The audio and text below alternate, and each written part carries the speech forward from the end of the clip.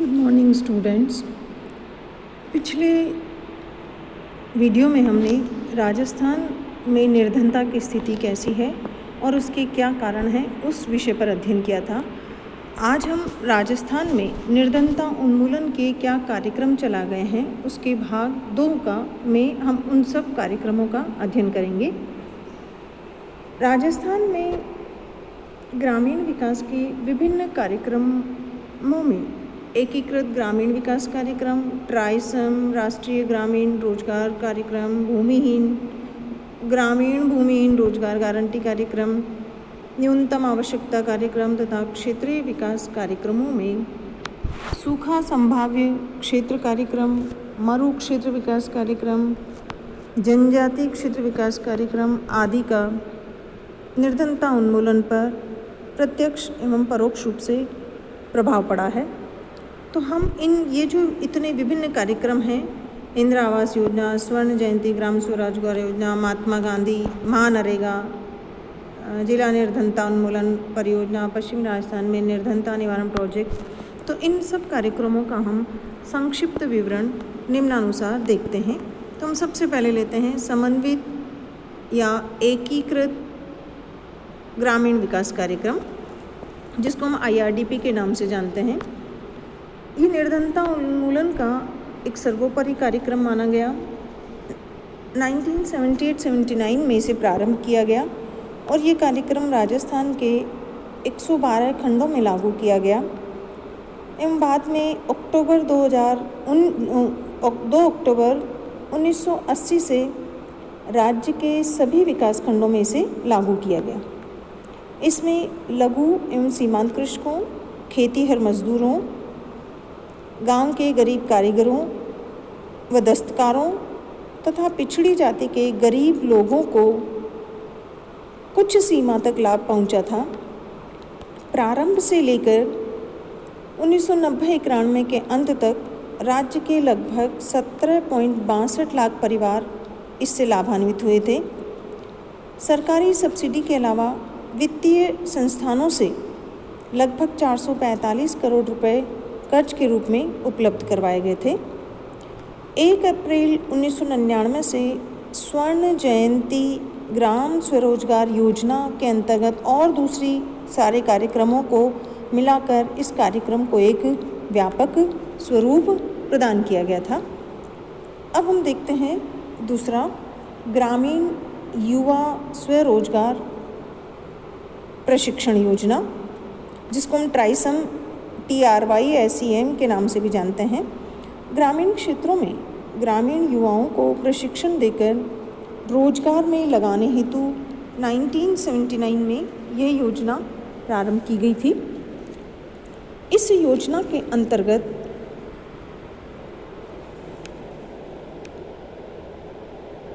इसके साथ ही प्रारंभ की गई थी 1979 में। इस योजनाओं में केंद्र सरकार भी इसमें अनुदान देती है और ये IRDP के साथ भी संचालित किया गया। 1998-99 में दिसंबर 1998 तक लगभग 3500 युवाओं को इसमें प्रशिक्षण दिया जा चुका था। 1 अप्रैल 1999 से इसको जवाहर ग्राम समृद्धि योजना में मिला दिया गया था। फिर हम अगला जो कार्यक्रम है वो देखते हैं, ग्रामीण भूमिहीन रोजगार गारंटी कार्यक्रम।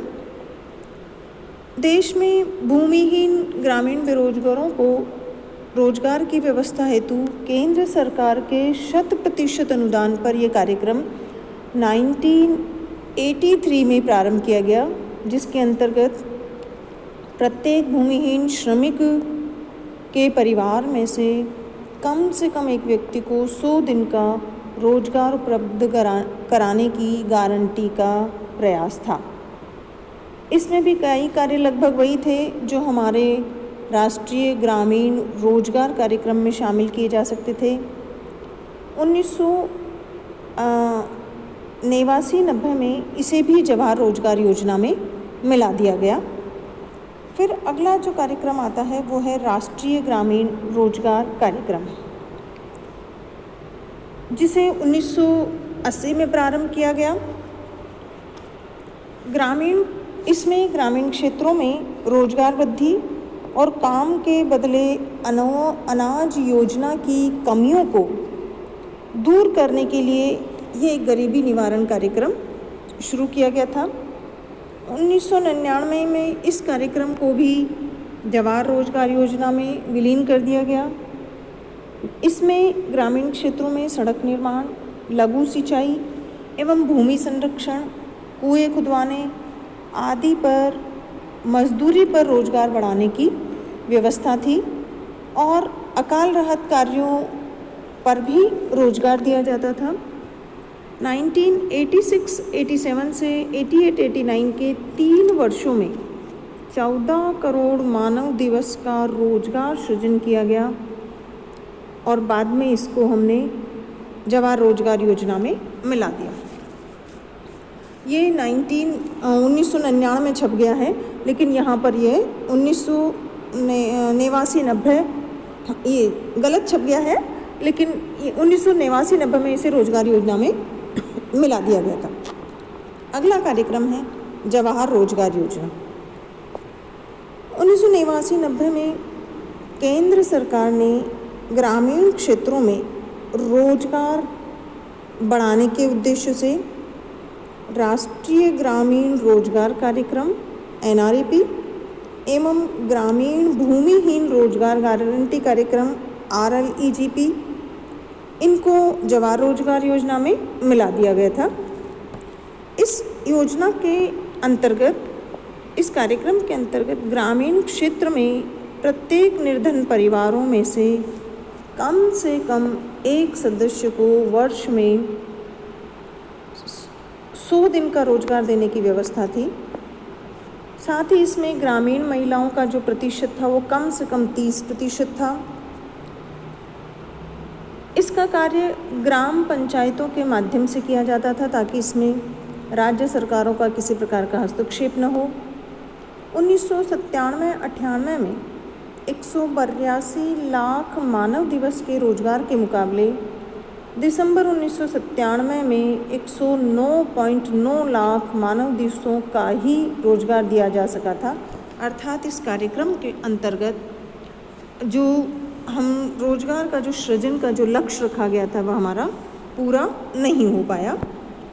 फिर आता है बाद में इसी जवाहर रोजगार योजना को 1 अप्रैल 1999 से इसके स्थान पर, जवाहर रोजगार योजना के स्थान पर जवाहर ग्राम समृद्धि योजना लागू की गई।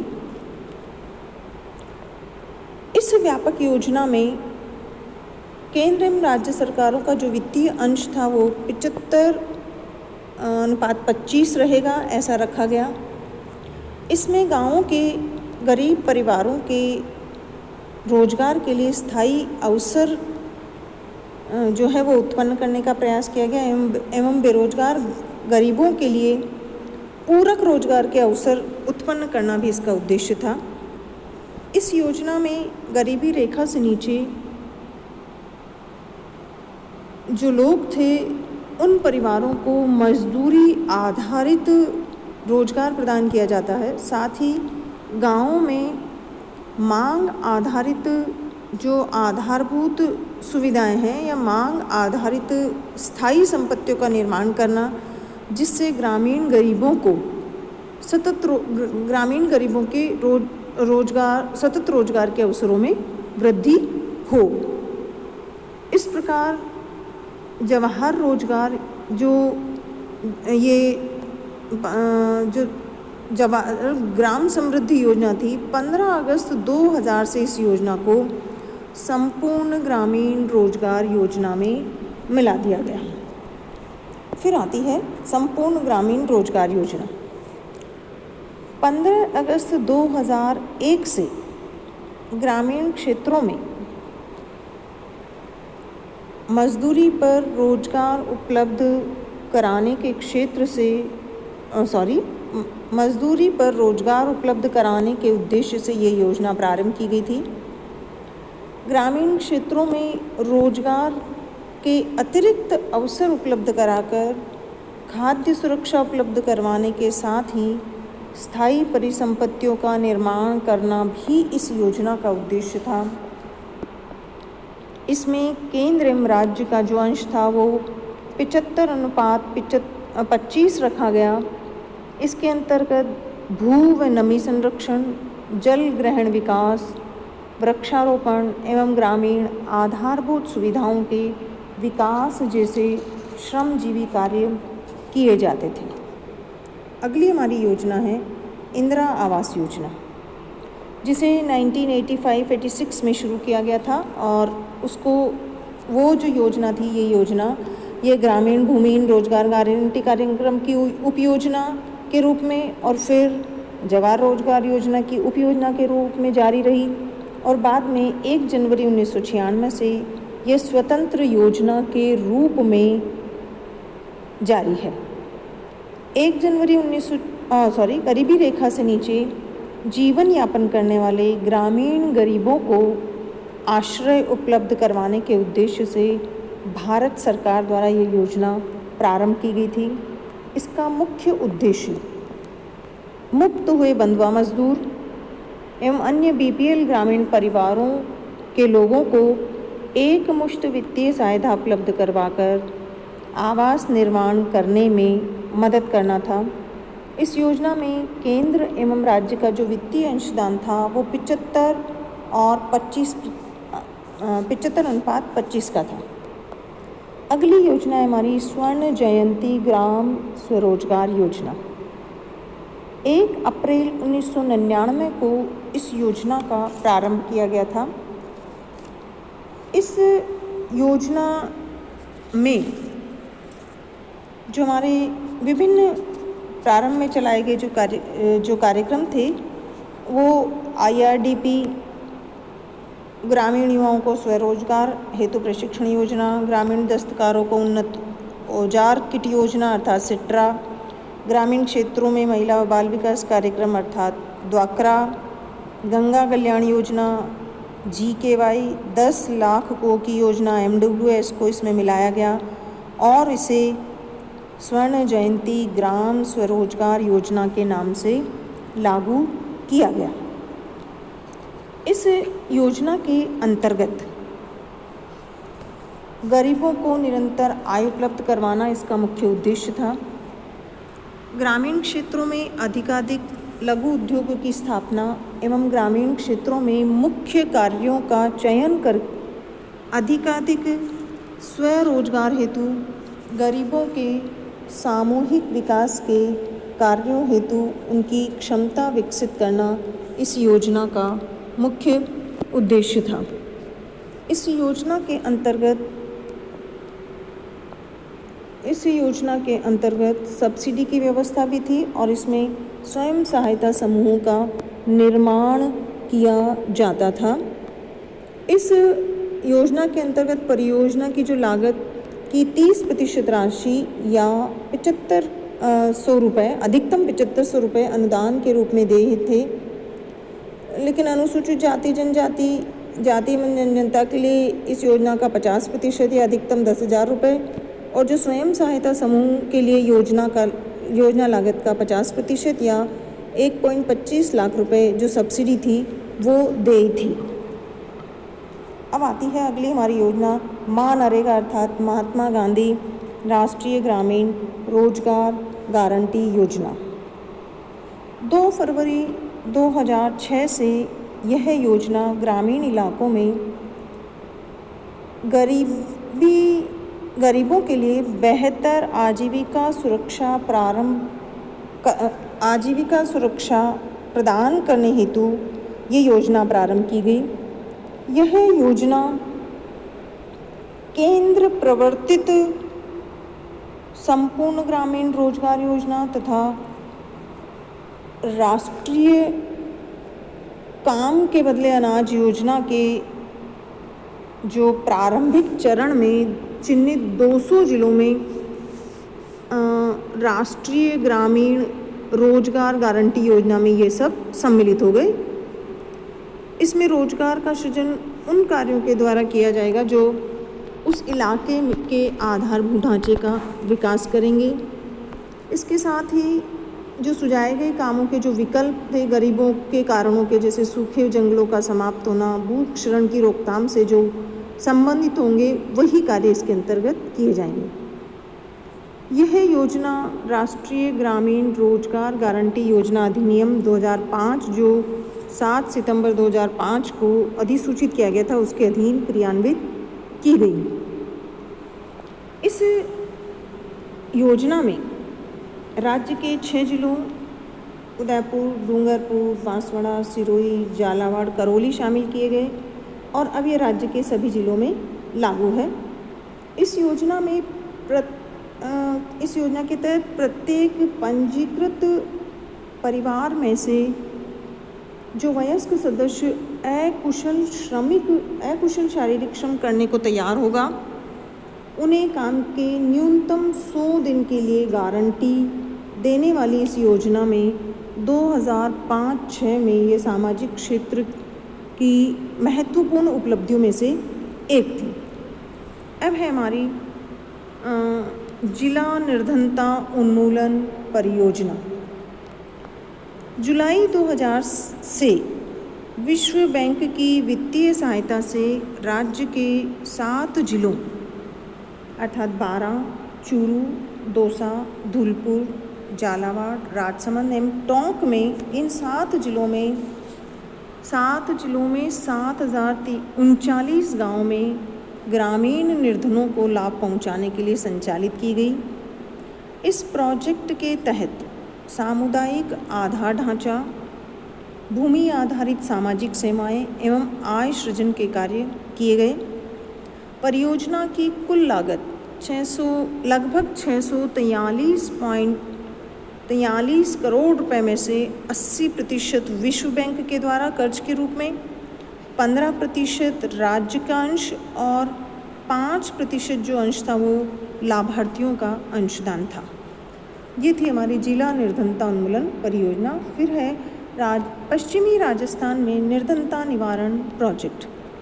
ये कार्यक्रम राज्य सरकार द्वारा कृषिगत विकास के लिए अंतर्राष्ट्रीय कोष सर रतन टाटा ट्रस्ट की सहायता से जोधपुर, जैसलमेर, बाड़मेर, पाली, सिरोही एवं जालौर जिलों में से प्रत्येक में से एक खंड लेकर कुल 6 खंडों में कार्यान्वित किया गया। इसमें निर्धन परिवारों की गरीब महिलाओं के सशक्तिकरण पर बल दिया गया और इसका विशेष जो लाभ है वो SC/ST के परिवारों को दिया जाता है। इस प्रकार राजस्थान में इन कार्यक्रमों के अलावा भी और मुख्यमंत्री रोजगार योजना जो 12 अक्टूबर 1999 से बेरोजगार युवकों को स्वरोजगार उपलब्ध कराने के उद्देश्य से प्रारंभ की गई। अपना गांव अपना काम योजना जो जनवरी 1991 में ग्रामीण क्षेत्रों में जनोपयोगी सामुदायिक निर्माण कार्यों को करने और उनमें रोजगार वृद्धि के उद्देश्य से प्रारंभ की गई।